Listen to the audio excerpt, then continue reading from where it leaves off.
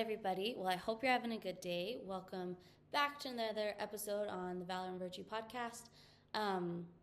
I know that my goal has been to do one of these episodes every week for the entire year, and I kind of got off because I was sick, and I did one, and then I took that week off, and then the next week our son got really sick, and it's just been chaotic. So I'm getting back on track, making sure that this is happening. So I apologize for the delay in episodes, and I'm getting over something else again. So I apologize if I stop and cough for a second.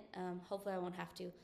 But today I have some big news that I want to share, which is super exciting. Always excited to share big news. But in sharing this, it kind of has to go into the topic that I want to talk about today, which is the fact that the struggles we deal with never go away. They're never going to go. They're never going to leave, but we have to learn how to handle them. And I think one of the biggest misconceptions that happens with people, and especially with people that I've coached, is that we think that the thing that we're dealing with, whatever that is, we think that it's just going to go away. We think that we're going to somehow wrangle it and manage it, and then it's just going to go away. And unfortunately, that's a wild misconception, I think. There are some things that heal with time, and it feels like they go away. But most of the things that we struggle with and deal with, they don't just go away. And so the big news that I want to share, which is super exciting, is that our family, in less than a week, is moving to Texas. It's super exciting. It's something that really God just kind of opened one door after the other. It happened very quickly. It's something we've been working on for a little bit, but we just weren't sure if it was going to happen. And we didn't have a timeline. We were just kind of open to however long it would take. And then everything happened really fast. We ended up buying a house out there, and just my husband's hire dates, and I'm hopefully getting a super part-time job out there, and just a lot of little things kind of fell into place. And for us, it can only be because that's where God is calling us to go. It's where he's leading us to go. We've tried really hard to follow his will through all of this, and it's super exciting. But I have personally been dealing with some struggles with the idea of moving for a couple of reasons with my phobias, and one being that since 2019, I haven't gone farther than an hour away from our home. And that is because the idea of traveling terrifies me. Being stuck in a car or on an airplane, having to use public restrooms, just sitting for extended periods of time, it all taps into my phobias, and a lot of them are ridiculous. I understand they're not realistic, but it surprised me a little bit because I felt like I've had such a good handle on them for a pretty long time now. And then when we started talking about this road trip that we have to take out to Texas to move all of our stuff to Texas, I started feeling really panicky and very anxious, and realizing that there was something I needed to address with how I was feeling and with what was going on. And it struck me at that moment that the things we struggle with and the things we have issues and deal with, they don't just go away. They're not just going to disappear. And, there's a lot of things over my life I would say have gone away or they have disappeared. But I think what's really happened is I've really learned how to deal with them properly. And I've managed them to the point where it feels like I don't have them anymore. And so I know on this podcast, we typically talk about exercise and fitness. And I think, just to kind of bring it back to that can apply to things like food addictions. I think when you can get a grasp on the fact that it's not going to go away. It's not going to disappear.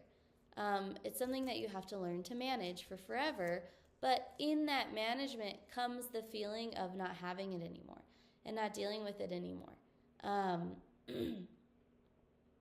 And I think where we sell ourselves short and where a lot of people miss progressing is that they just have this belief that, if I keep doing the right things, if I keep doing what I'm supposed to be doing, whatever this thing is that I'm dealing with, it's going to go away.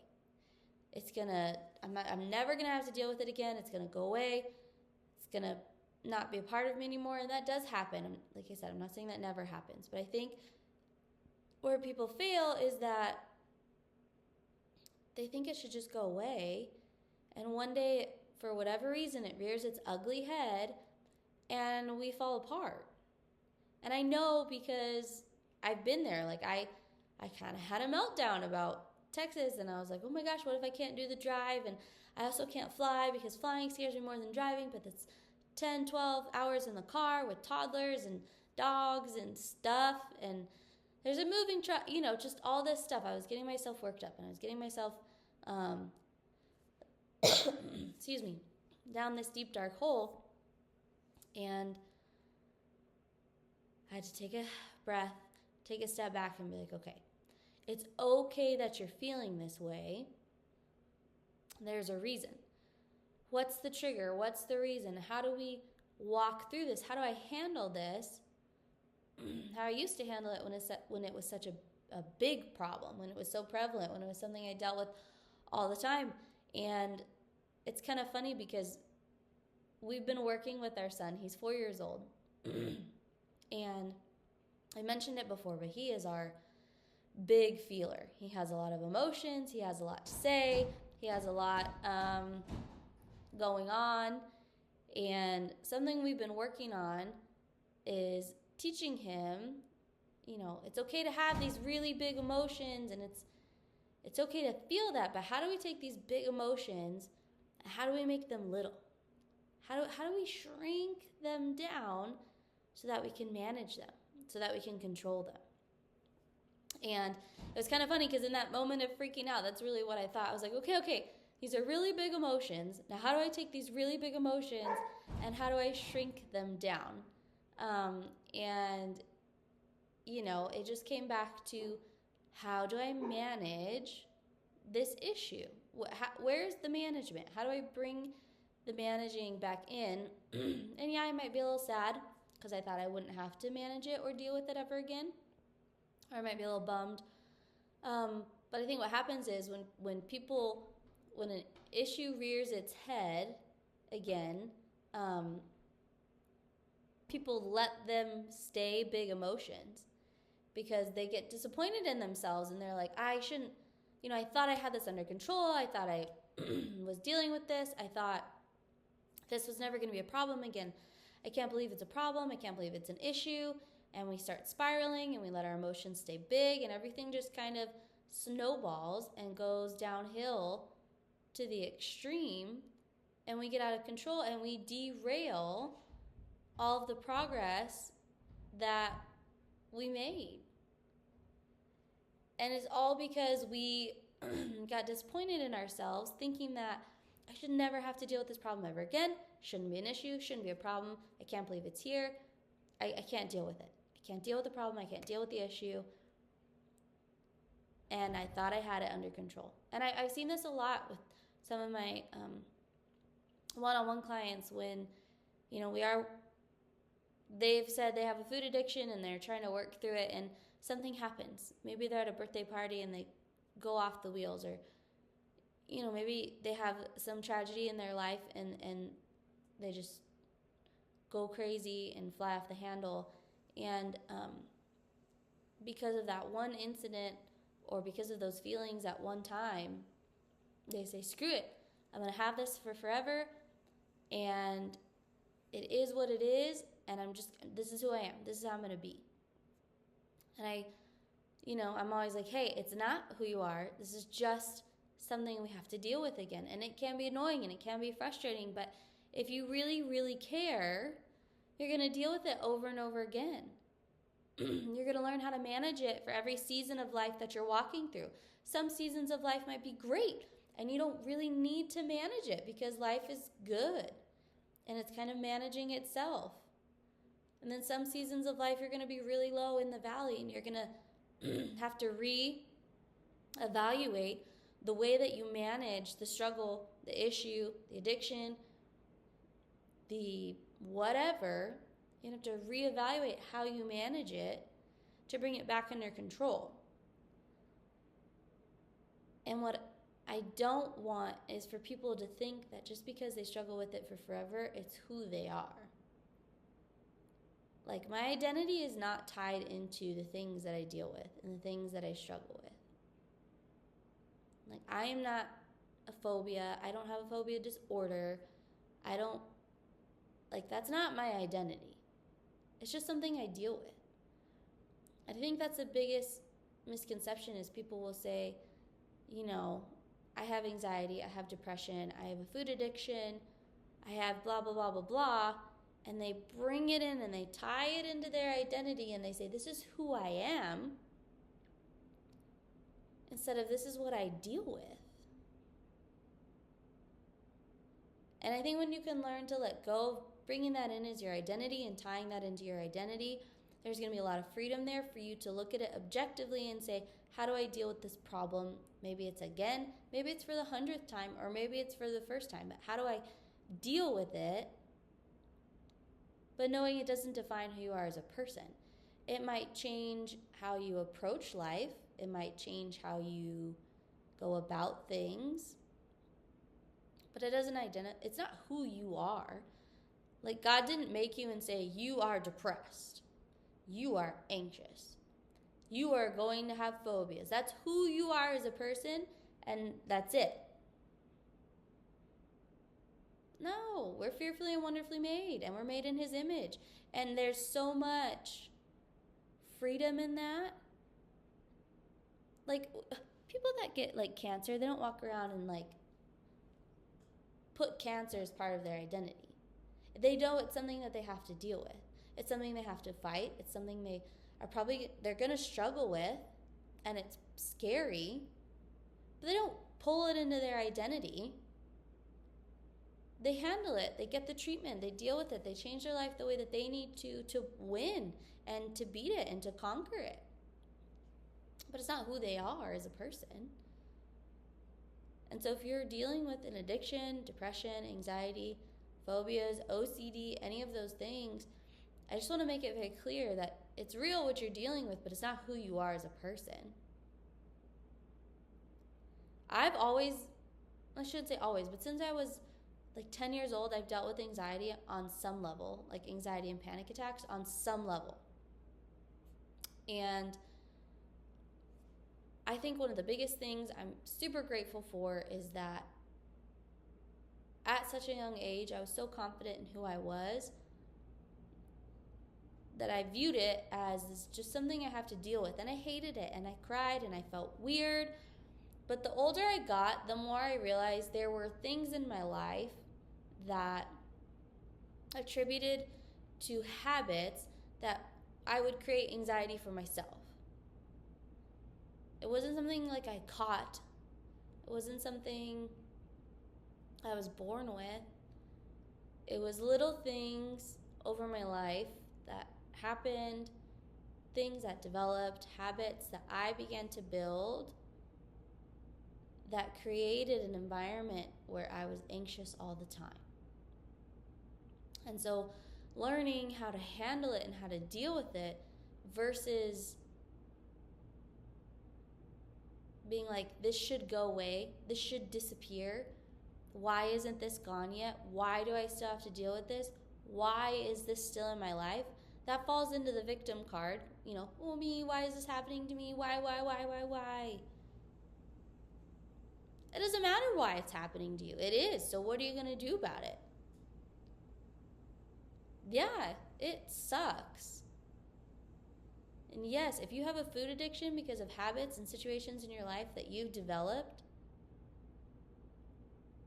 that's awful. And nobody should have to or wants to have to deal with that. But it doesn't give you a right to say, poor me, I'm not going to do anything about it. It's just who I am. It's just what I deal with.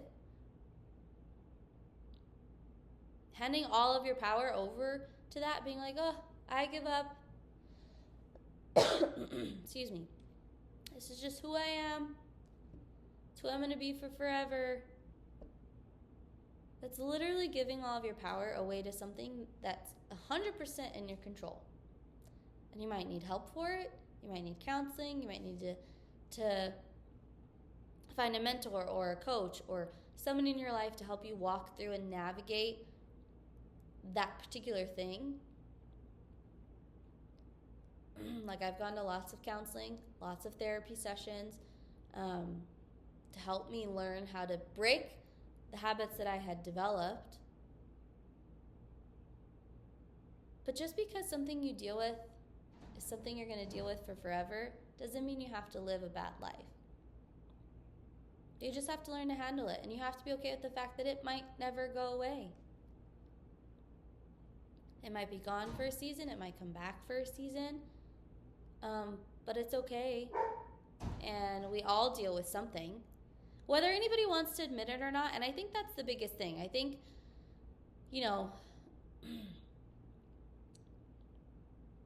for a long time it felt like anxiety and depression was so taboo and you were crazy if you had it. But I think at one point a long time ago, people just learned how to deal with it. We just learned how to handle it, and we didn't let it run our lives. And I think at one point the pendulum was so far on this end, and then it kind of swung to the middle, but now it's so far on this end that we have to come back to the middle of saying, like, okay, you're not weird because you get anxious about stuff, or maybe because you have a panic attack about something. You're not crazy. You don't have a disorder. You don't need to be labeled or identified as that thing. We all deal with anxiety. We all have dealt with depression. We all have dealt with these things on some level of the spectrum. And for some people, we just need help dealing with it wherever we are on the spectrum, because maybe we don't know how. Maybe we need that professional to help us talk through and walk through and build those new habits for it. But it's okay.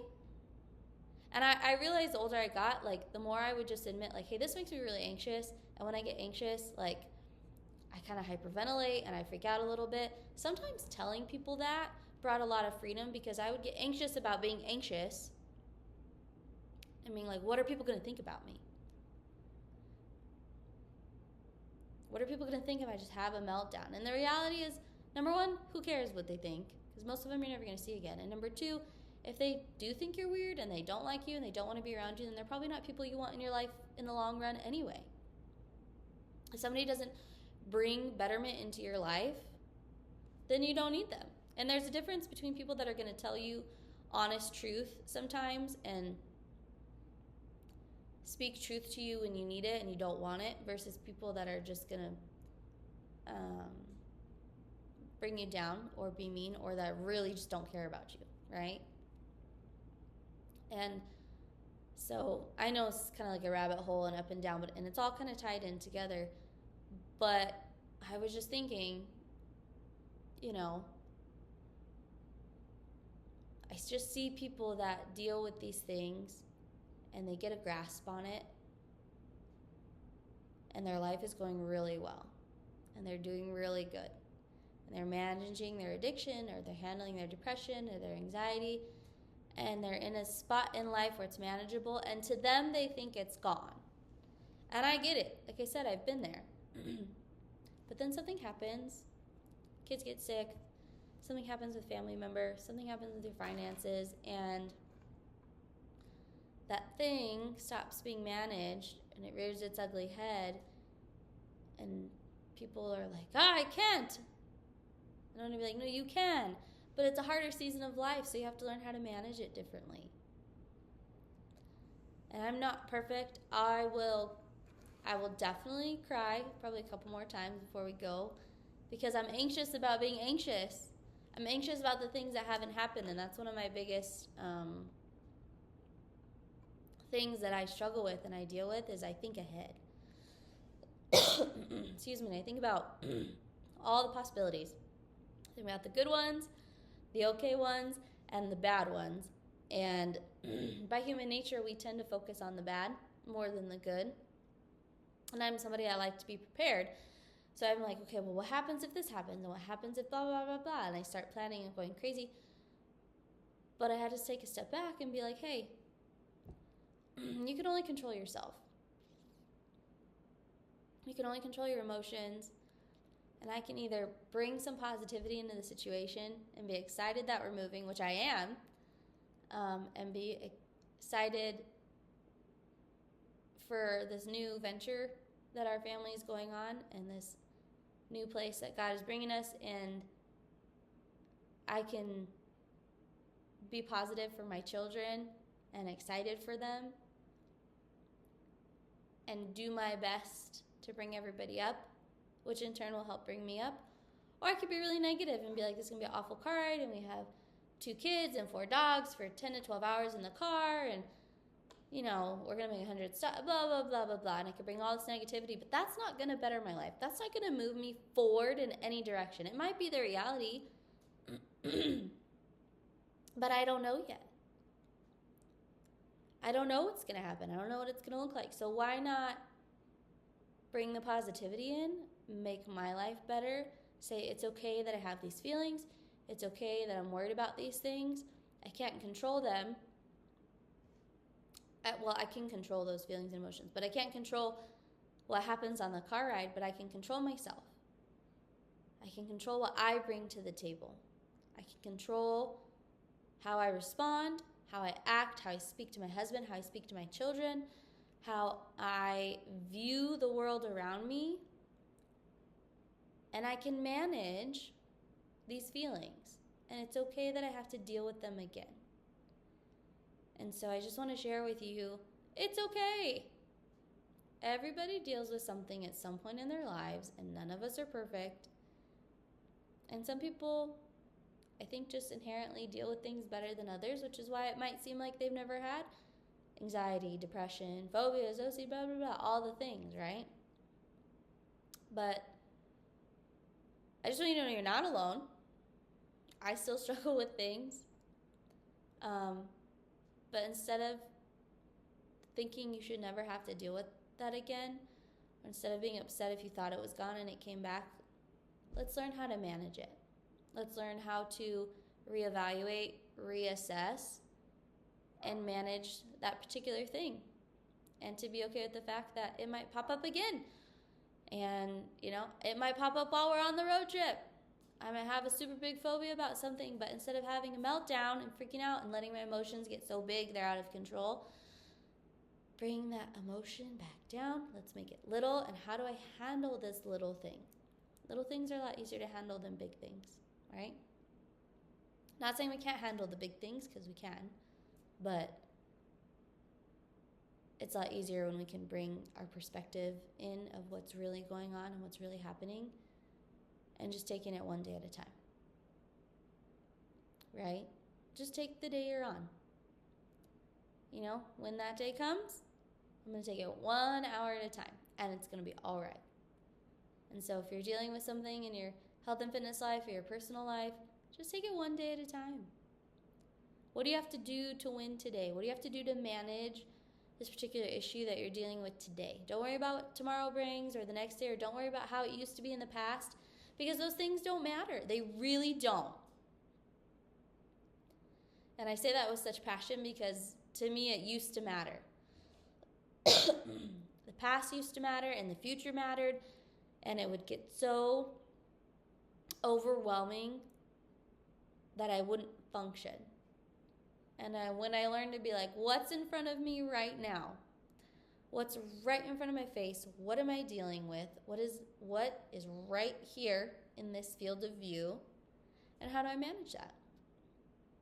How do I win? How do I make it a good day in the end? So I hope this helps somebody, and I hope there are any of you guys that are listening or watching and you've been to Texas or you live in Texas, just let us know. We're super excited. We honestly can't wait. It's going to be a new adventure. It's scary. It's exciting. It's wonderful. all tied in together. But hope you guys are having a good one. I hope you have a good day, evening, night, whenever you're listening to this or watching this. I hope you're doing well. If you ever have any questions or want to talk to me or say anything, you're welcome to. The best place to find me is on Instagram. It's Erin_9110. And you can always send me a message. I'm always here for you. So hope you have a good one, and we will talk to you next time. Bye.